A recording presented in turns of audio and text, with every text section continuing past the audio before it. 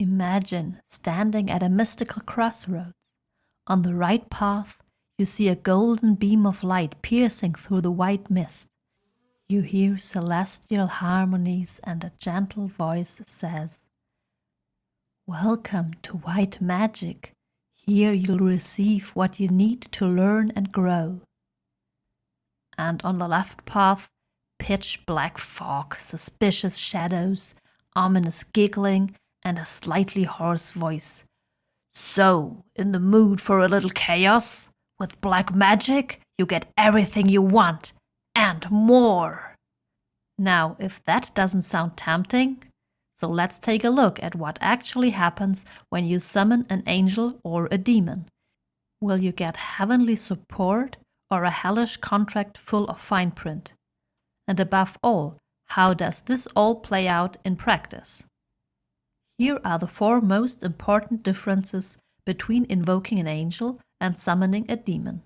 Welcome to the obscure depths and divine heights of ritual magic. There are major differences depending on whether you call upon an angel or a demon, or to put it differently, whether you practice white magic or black magic. Here are the most important differences. First, intention and goal.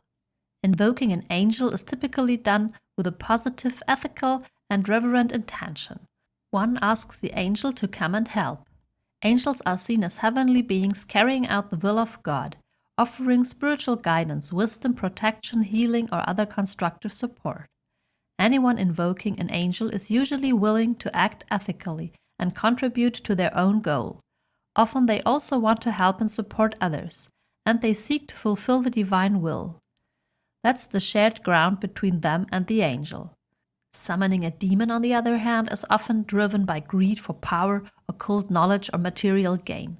The demon is summoned, essentially forced to appear and obey. It's an inherently unethical act.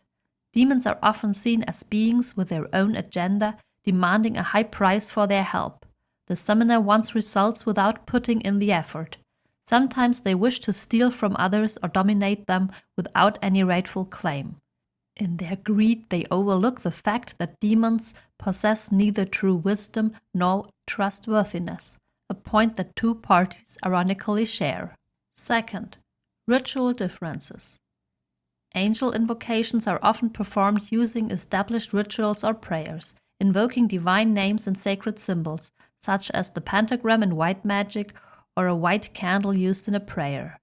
The angel may be invited into one's soul or into a sacred circle. Sometimes sacred texts are also used, for example from the Torah, the interpretation of which can be found in various high-quality Jewish sources, and which may be linked to the request being made.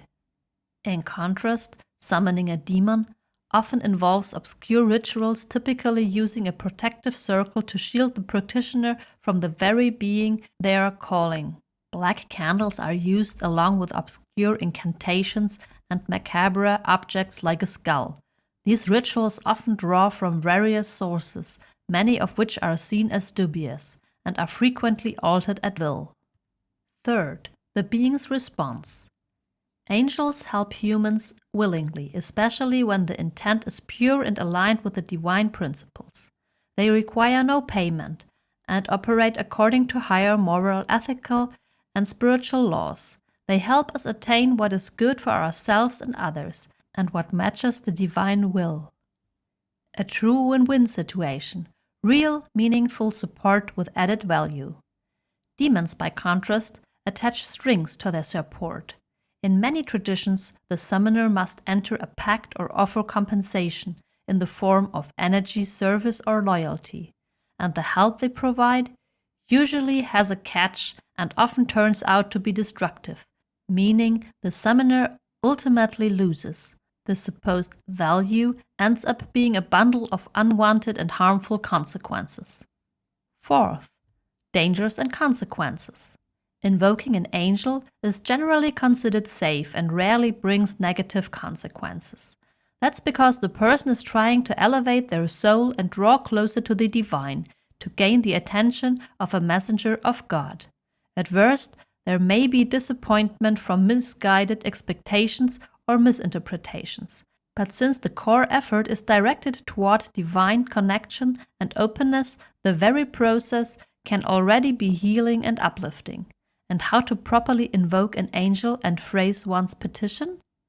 That's something you can learn, for example, at a reputable mystery school. Summoning a demon, on the other hand, comes with many risks, especially when the summoner lacks sufficient knowledge, which, if they had it, they probably wouldn't go through with it in the first place.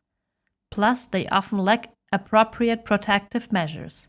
They must lower themselves into a deeply negative state of consciousness in order to attract the demon, a harmful state in itself, which is worsened by the ritual setting. There are reports of possessions, loss of control, and other psychological issues, with some summoners ultimately seeking therapy. And, well, that wasn't quite the goal, was it? Fifth, conclusion. Angels are associated with white light, divine order, and spiritual elevation. They stand for purity, wisdom, protection, and love, as true beings from a higher plane. They offer us something we can trustingly seek and accept, something that helps us move forward on our path and is beneficial to the world around us. Demons, by contrast, stand for chaos, base desires, deception, the hunger for power over others, and so-called hidden secrets. They have no wisdom and encourage delusion and greed. As beings, they are projections arising from our urges and the lower astral plane. What they offer are precisely the things wise people seek to release, because they are either useless or obstacles on the path. Do you want to know more about angels, white and black magic? Check out our playlists and keep watching.